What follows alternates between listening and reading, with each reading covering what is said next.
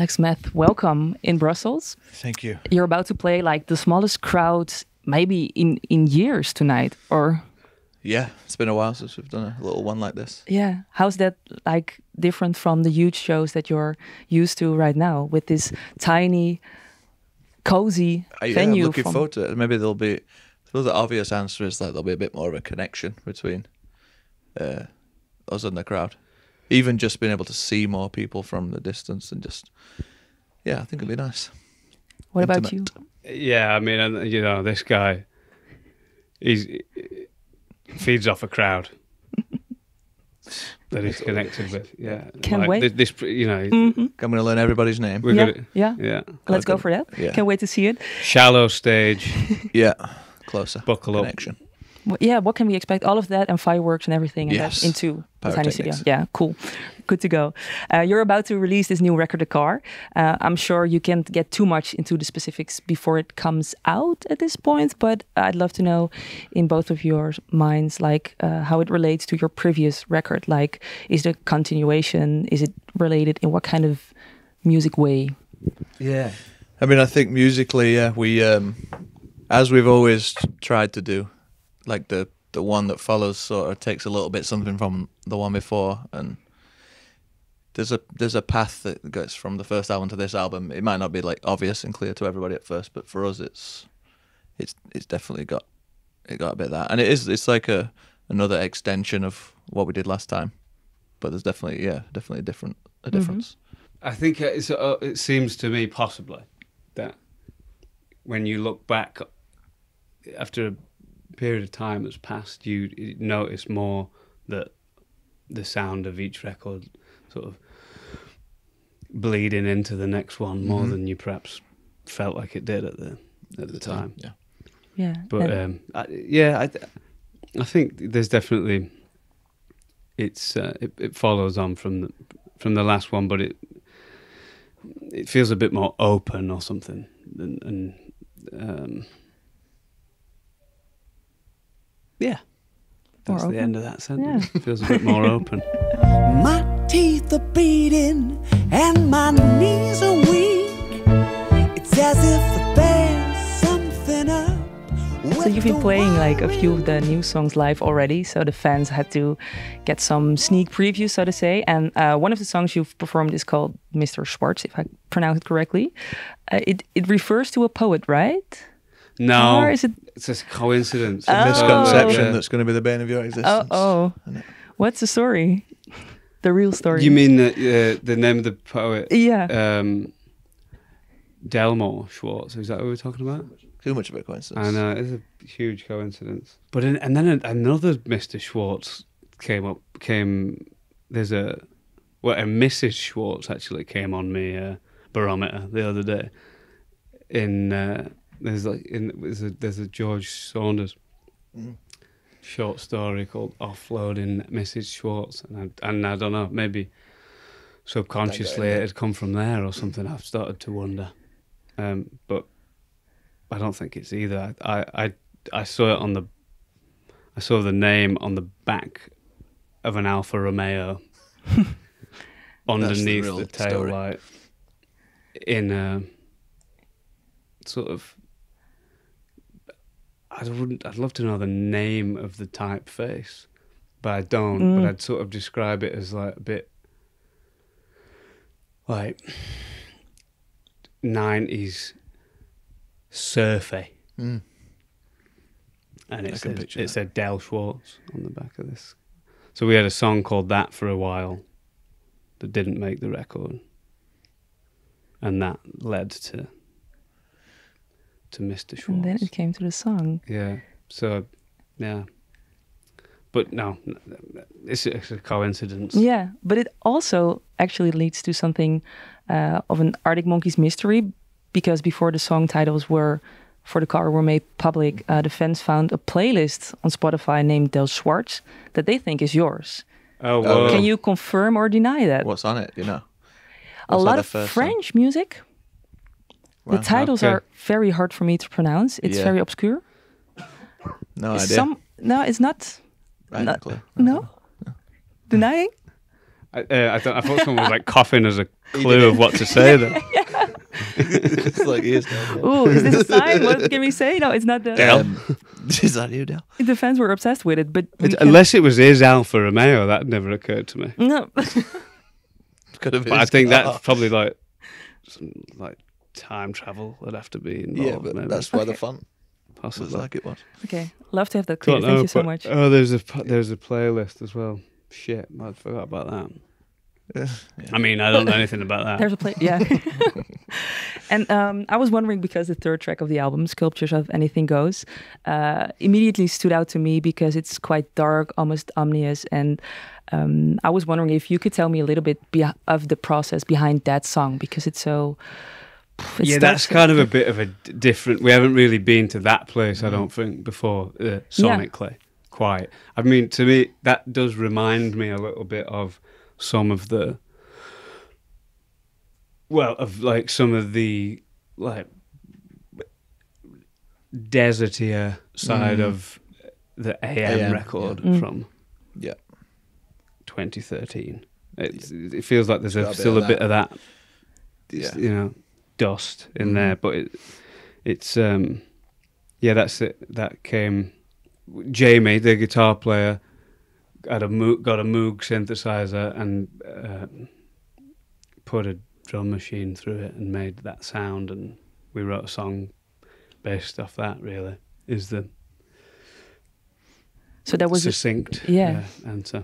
Yeah, so that sound was like the starting point for the rest of you to get into that vibe, or what is that song for you? Then it started there. It became a million other things, and then there were multiple different versions, and ended up kind of back where it started. But you know,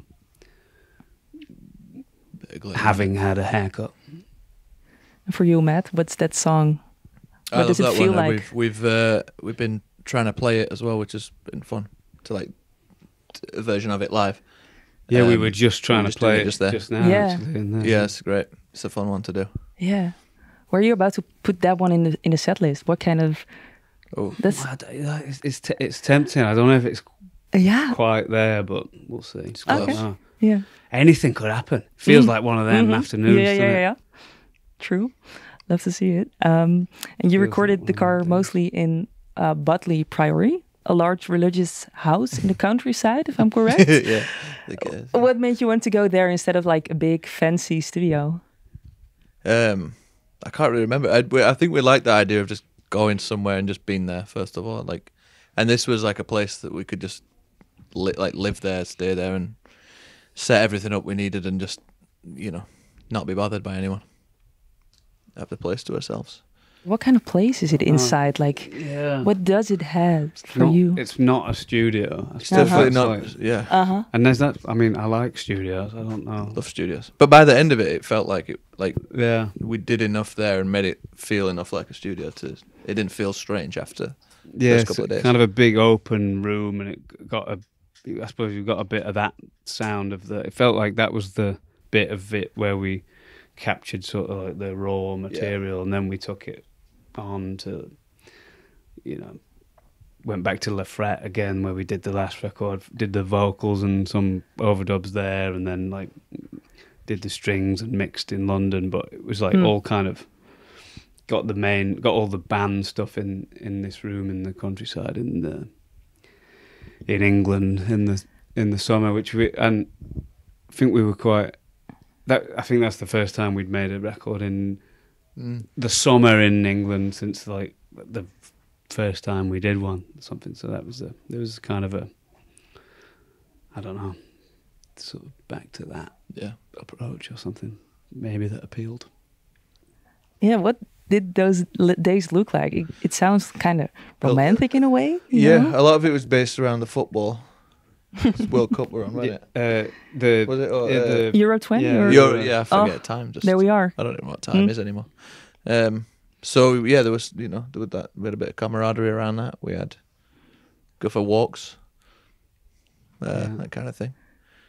It's nice. Yeah, and do you remember, like, for both of you, the moment when you felt like it clicked, it was complete, the entire record, it's finished, it's done, it's perfect? Still waiting. Where was that moment? Yeah, perhaps waiting on that one, but I don't know if I could. I don't think there's been that. No, I think it took It took us a lot longer to get to the end point of this one than any of the others. I suppose because we had a bit more time as well. Yeah, it was probably just more spread out as well, so that it was hard to be like, now it's done, because it was just like done in sections almost. Yeah, and maybe the longer you like let it go on, the more you want to let yourself make adjustments, and I think perhaps all that it got a bit silly at the end, in that respect. But yeah, I don't know. Yeah, we tried. Really tried. And how is it for you as musicians to, hear the record? Like, if it's too easy to go into like the car, but most of the musicians that I talk to are like, I know when the album is or the song is finished when I play it on my crappy car radio. And what's that atmosphere or what's that location for you to hear the songs, the album, and find like, this is good. The car is always a good test, isn't it? I think that's probably still the case for me. Like AM, we were like listening to in the car, and that time that was all. Yeah. Remember that being like, oh, let's make this one sound good in cars. Yeah. Yeah. It needs to knock or something. Yeah, we used to say a lot about that. But I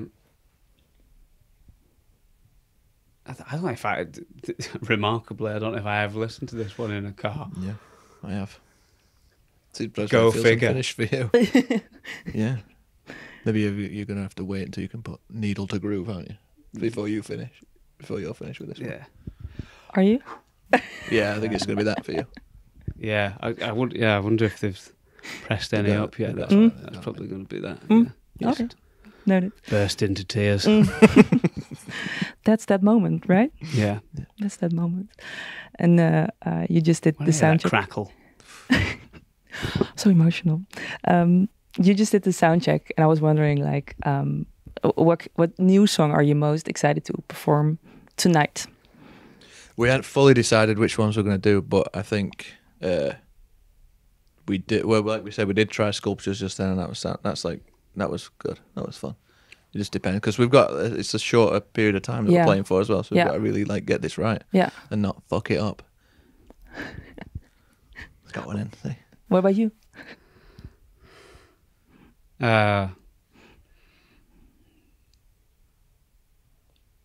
Mirror Ball. That sounded good just then as well. By the way.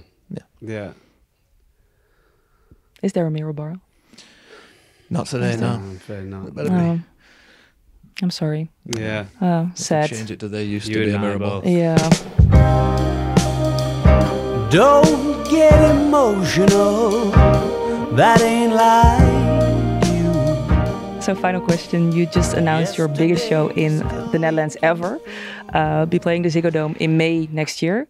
Everyone's going wild because it's at 5:05, like the 5th of May. Yeah, it's a couple of days before my birthday, just in case anybody were wondering. Yeah, good to mention. Yeah. And fans are going already crazy online, of course. But it's like 18 years after your first ever show in Amsterdam, Paradiso. Paradiso, yeah. You remember anything of that gig? I remember very specifically, and I don't want to get too graphic here, because I know it's radio. You're allowed to. I only wore shorts. Is that true? Football shorts for that gig, because I had a bet with somebody and I lost it, and it happened to land on that particular gig. You can't imagine it now, can you? Yeah. just football shorts. Yeah. Like no shoes or all. Oh, I mean the footwear, yeah. Yeah. That's what Have you ever done a gig barefoot? No. You would never do that. One shoe? Yeah, well, you remember that one. Yeah, I totally believe you, because I couldn't find like any videos. That's or the beauty from of that it. first gig. It's so. Yeah, and it was a small part of Paradiso too, so not too many people had to see that. Oh, it weren't in the. It weren't upstairs. The upstairs. Yeah. Sweaty room. Yeah, tiny. That's what. Yeah. Yeah. Oh, that's all right. Shakes a tambourine. Yeah, good times. So very nice to see you again in May, and thank you for your time. Enjoy tonight.